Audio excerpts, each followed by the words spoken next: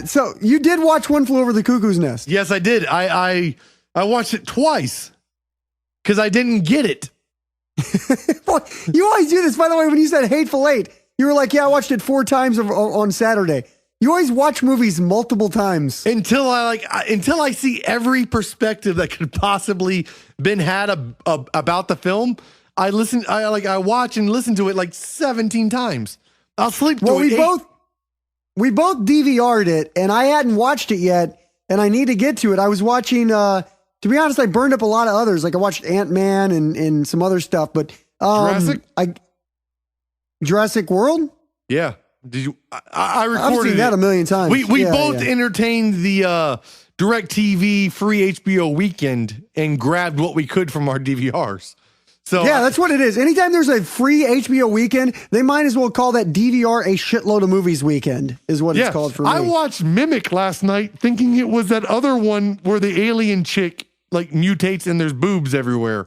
Species. You thought Mimic was Species? I thought Mimic was Species, and then I watched Mimic and I was like, this is not Species. I'll tell you about quick Species story. When I was 13 is when I went to see Species. A lot of boobies. And it was one of those weekends where like for whatever reason my mom was gone and my dad was like, well, let's go see a movie tonight. So we went to a movie and I picked out Species because it was like supposed to be a horror movie thing, yeah. And it was so much titties. And when you're 13 and you're at a movie with your dad, boy, I'm going to tell you, we drove home. We lived a half hour away from the theater. No one talked about like the depth of the movie and what happened and why the movie was good or bad. Everybody was just silent. Quiet ride home. My teenage son just saw like crazy porno shit that he shouldn't. Well, that's what it was. It was a Skinamax movie is what it was. Yeah. Like one of those, what do they call them? E-romantics or what's the word I'm looking for?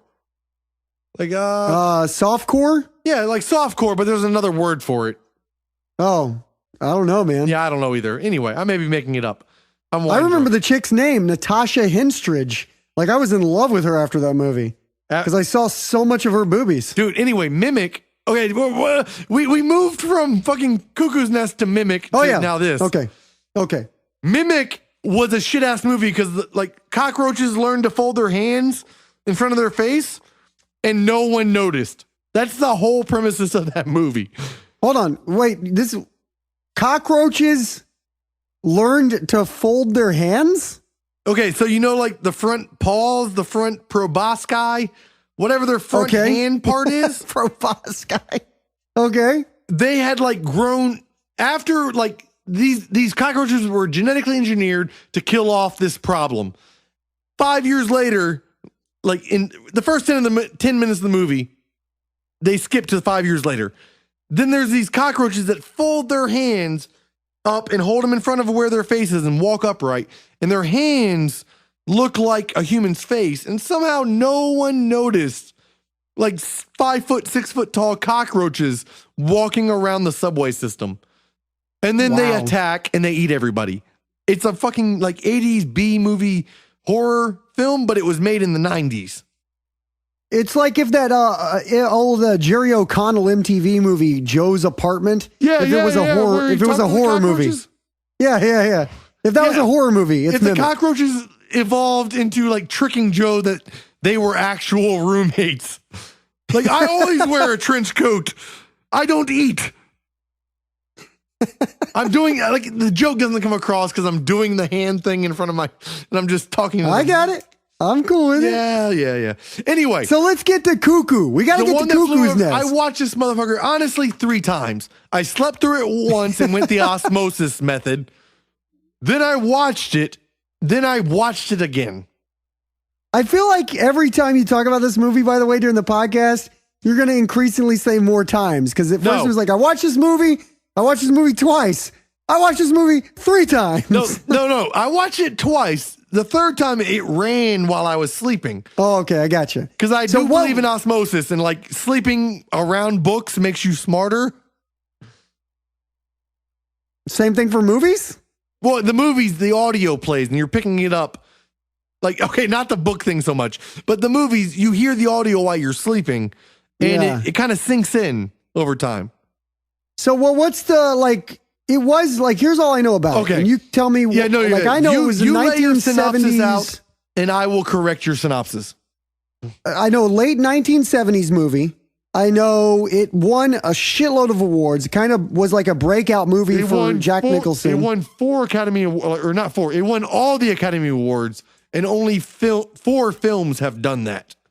Yeah, it did the thing where it got like the best picture, best actor, best actress, and Best supporting director. actress, best makeup. Oh, it's swept the whole fucking categories. Yeah. There's only been 4 of them that have come in at that level. And I know Danny DeVito was in it. And it was Danny DeVito starts and Christopher Lloyd's start. Oh, wow. So the Taxi dudes, that was back when they were on Taxi. Before they were on Taxi. Like Danny DeVito is like fucking 1920 in this fucking film. What was the other one? And Nurse Ratched. That's the other thing I know. Nurse Ratched was a big part. I can talk about Nurse Ratched as well. Yeah. Well, that's it. That's all I know about it. What I just laid out for you is what I know about it. Well,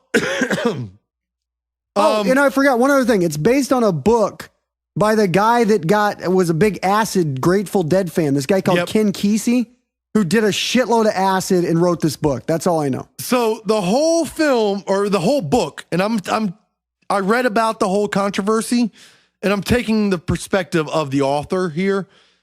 The whole book was written from the perspective of this guy named like Big John. He's like a 8 foot, 9 foot tall Indian guy. Okay. And it's about him meeting this crazy guy who's like sane enough to be sane, but just on the edge of crazy. And he probably should be locked up, but maybe not. So there's like there's a moral conundrum there. But the book comes from the Indian guy's like point of view, and he sees the guy and they eventually escape and whatever happens. The film is filmed from the crazy guy's perspective, Jack Nicholson, and he meets the Indian guy, Big John or whatever his name is. And you see the whole film from a guy who seems like, okay, maybe he did a bad thing and he's trying to manipulate the system. He's faking crazy. Like you never get a true answer, like as whether he's crazy or like on the verge or acting, faking it. Well, here's a question though, real quick, just so I clarify about the hospital. Is this one of those things where I almost checked myself into a mental hospital? No, this is literally where people who are on hold, people who voluntarily check themselves in, and the mentally insane by the government's like standards. So they are committed. They're all committed. So if you got Jack Nicholson's character came from the prison system, they committed him because they thought he was crazy. He faked out the prison system. What year did this movie come out? I'm just 1975. Curious.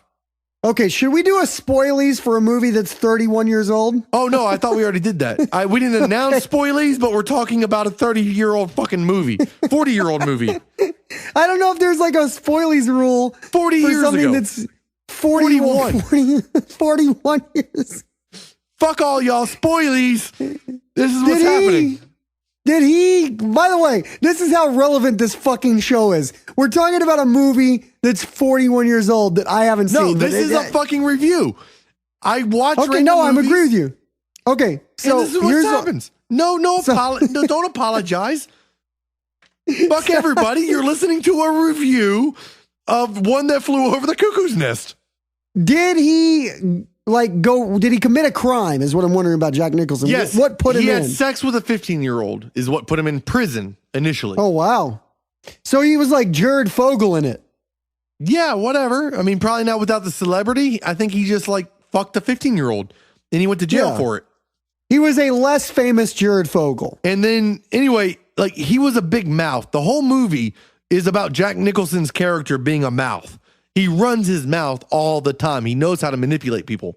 He is talking all the time.